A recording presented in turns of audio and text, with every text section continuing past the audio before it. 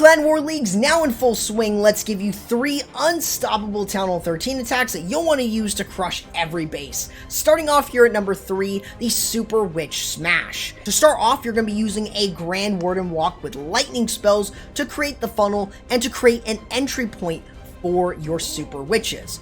You're going to make sure that you're able to clear through a given area to make it a little bit easier. 4 lightning and 1 earthquake is going to help, but bringing in 4 earthquake instead of 1 is actually going to allow you to open up walls and get rid of a scatter shot.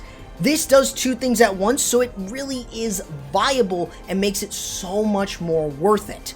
Now, if you have a lower level Grand Warden, you could always bring in the Archer Queen. Just make sure to bring in those lightning spells to also help speed up the funnel.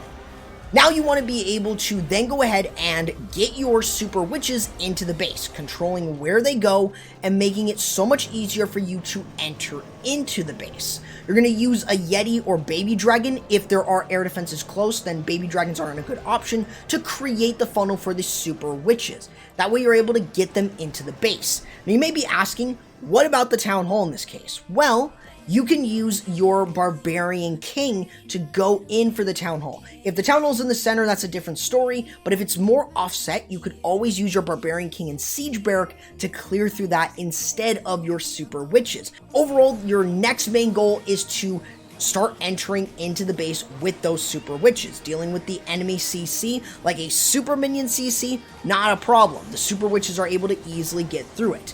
Something to keep in mind is that the attacker here doesn't have a rage spell. So for those of you who think that Super Witches are slow, this is a very slow attack. But it can work very, very well, especially since you have that Royal Champion. Being able to continue to work your way in, using the Grand Warden ability once they get into the core is by far one of the most important. You don't have a rage spell, and you don't really have another way to protect your Super Witches and also any of your other heroes, and of course the healers. So you want to make sure that you're always doing that to make sure that you're able to push your way in. Having the Super Witches go in with the jump spell towards the back end and using your back end Royal Champion to clear through defenses on the outside makes it so much easier.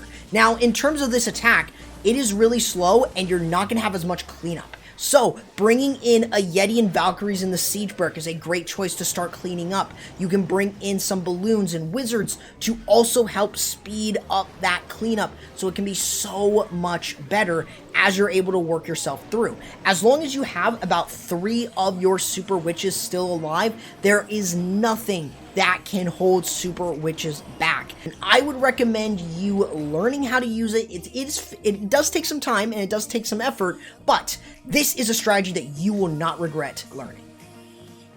In the number 2 spot, we have the Blizzard Lalo. To first start off this attack, you're going to start off with the use of a Blizzard. This way, what you're able to do is possibly get rid of something like the Town Hall as an example. Being able to use this for not just the Archer Queen, but also being able to get rid of other structures like the Town Hall, maybe a single target Inferno, Expos, etc. You could really use this to get a lot more value. And of course, you could use it to lure out the enemy CC regardless of what it is. Being able to then use your heroes to get rid of it, but also making sure that you're using the Baby Dragon to create the funnel is the next most important thing. Making sure that you're able to start moving your way in, dealing with the enemy CC with a poison, possibly using the Ice Golem freezes to keep them in that poison for longer, but you mainly want to use your heroes here to also kill off the enemy Archer Queen.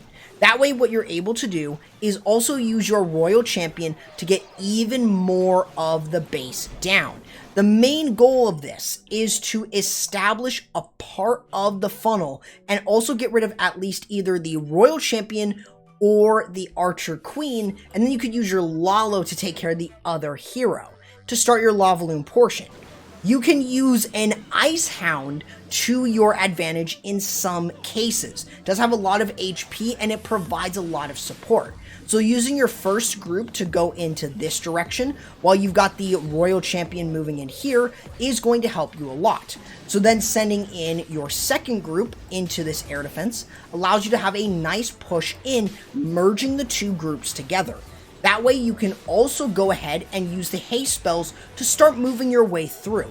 Using the Grand Warren ability a little bit later on for the balloons as they start to move in, whether this be going in for the eagle or for some other structures towards the back end of the base, it allows you to get to that town hall with no problem, using a haste spell to make sure that you're guaranteed to go over in that direction and also clear through the eagle artillery, one of the most important structures, and using the haste spells to get to structures like the air defenses, wizard towers, multi-infernos, and using even free spells against those multi-infernos allows you to get through it.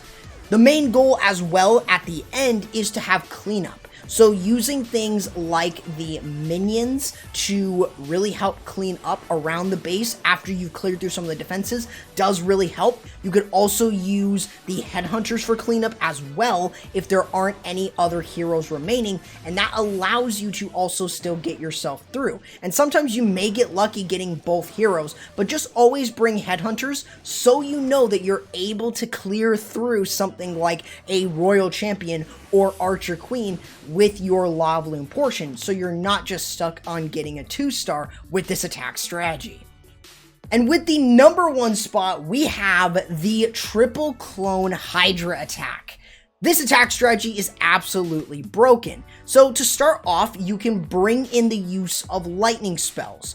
This allows you to clear through stuff like sweepers. So if you see something like this, or even just one sweeper, 2 lightning spells is worth it.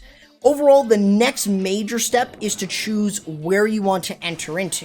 The attacker chose to go ahead and enter into here with his dragons, so using the Archer Queen and Barbarian King to clear through the other side allows him to have a nice funnel set. If you guys are enjoying the content here so far, make sure to subscribe and ring the bell so you don't miss content like this going forward. In order to make sure that you're able to get the most from this, you will want to also use an Electro Dragon on the other side of the base. So while your heroes are pushing themselves into the base, clearing through something like an air defense and also possibly the Eagle artillery, you then want to start going ahead and creating the other side of the funnel. Using an Electro Dragon is a great choice as it allows you to pretty much get the chain off and get some really nice damage. That way you can start sending in your dragons, dragon riders, balloons, and your battle blimp. You're also going to use that Grand Warren ability right before the blimp goes out of range. That way you're able to push it all the way across, even if it finds a tornado trap, unfortunately. But once you make it there, you want to use your clone spells. Now this is the ideal clone placement. You want to use one clone here, another clone here, and one in between. You've got balloons taking down the town hall, so having the other balloons go for the backside of the town hall allows you to get through that with no problem whatsoever without having any of your clones endangered. So that allows you to get much more from the base from that clone bomb. So that also allows you to then have a lot of your dragons and dragon riders still moving through. In terms of dealing with the enemy Archer Queen, you do need to make sure that you have some dragons at least going into the core. Now, along with this, you will have a back-end Royal Champion.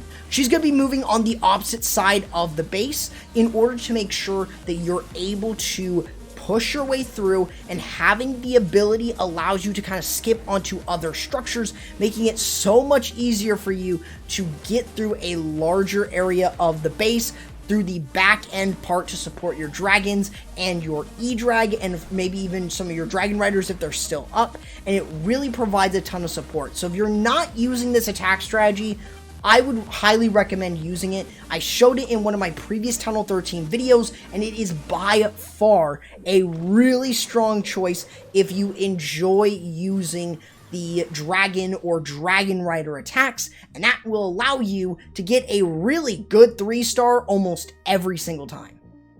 Make sure to check out this video right here where I go over that triple clone Hydra attack. I think you guys will enjoy it, and make sure to subscribe and ring the bell. Use code Corrupt, and I'll catch you in the next video. Corrupt, signing out.